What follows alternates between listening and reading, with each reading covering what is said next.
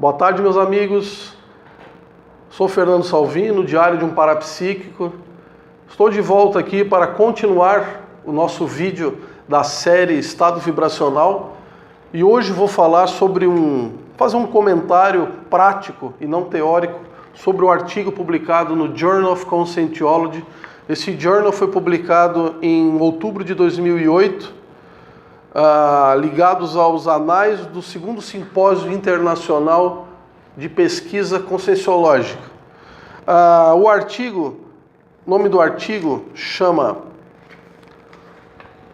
Atributos Mensuráveis da Técnica do Estado Vibracional e da pesquisadora Nancy Trivelato, um dos poucos artigos publicados em alguma revista sobre o assunto especificamente ligado ao estado vibracional.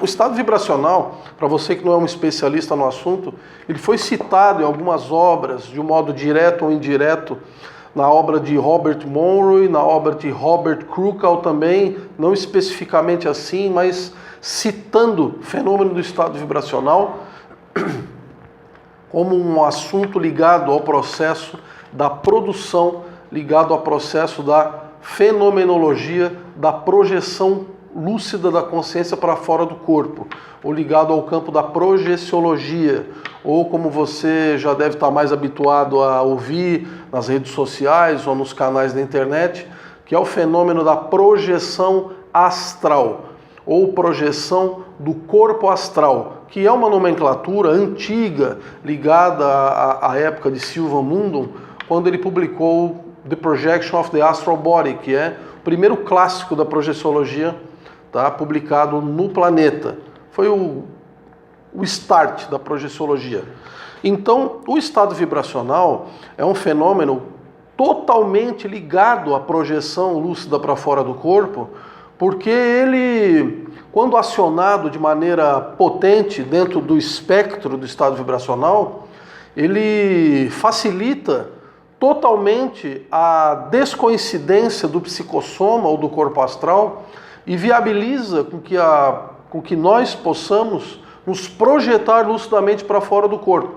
Apesar de que induzir o estado vibracional nesse nível de espectro seja um pouco mais difícil, é possível que você consiga fazê-lo se você aplicar a técnica da maneira correta.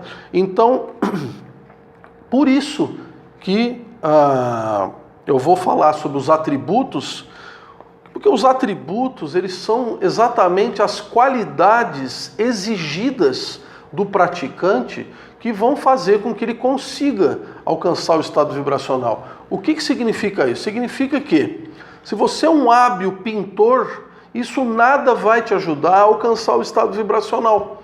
Se você é um matemático fantástico, você ainda, por ser um matemático, ou seja, ter o atributo ligado à inteligência lógico-matemática desenvolvida, ou mesmo hiperdesenvolvida, este atributo matemático não te ajudará a alcançar o estado vibracional. Atributo é uma qualidade inerente a nós. Então, quais são os atributos, ou qual é a hipótese dos atributos mensuráveis, ou seja, facilmente detectáveis e que a gente pode usar como balizadores ou como variáveis em que a gente pode estar nos auto-pesquisando, nos auto-avaliando para saber mais ou menos como é que está o nosso processo de circulação fechada das energias.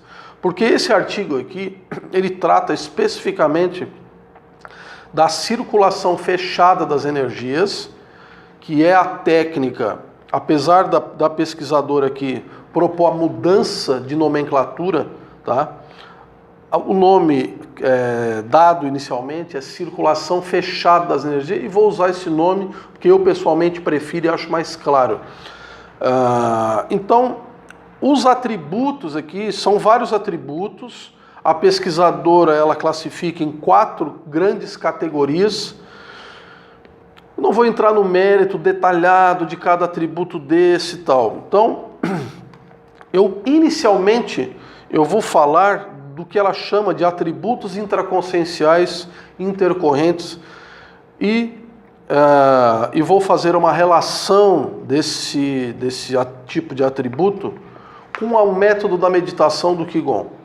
Por que eu faço uma relação com o método do Qigong? Porque tem 3 atributos que são fundamentais.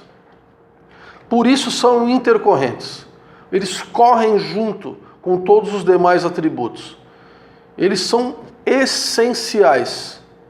Eles são muito mais importantes do que você ter quantidade de energia. Voltando aqui.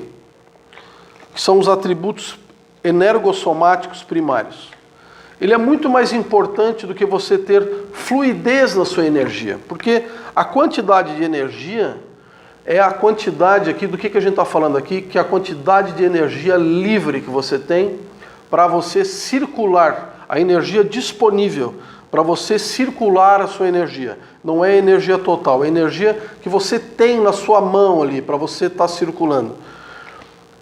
Ou a fluidez da sua energia, ou mesmo a capacidade que você consegue ter de aumentar ou diminuir a velocidade dessa energia, a sua capacidade de fazer a varredura pelos chakras, pelos campos de energia, ou a sua capacidade de manter a energia retilínea, subindo e descendo, sem fazê-la distorcer no trajeto. Depois eu vou falar de ponto a ponto, nesse vídeo não vai dar tempo. Ou ainda os atributos derivados, que são a consistência, o ritmo, a profundidade, a coesão, a ativação. Esses atributos aqui, se a gente for ver, são atributos praticamente mecânicos, físicos. Depois tem os compostos, não vou comentar eles agora, não achei eles tão importantes quanto os intraconscienciais intercorrentes, que é, diria assim, o atributo fundamental. Intenção, ou o atributo do intento. Volição, ou atributo da vontade. E o terceiro, que é a atenção. Então, eu vou fazer um comentário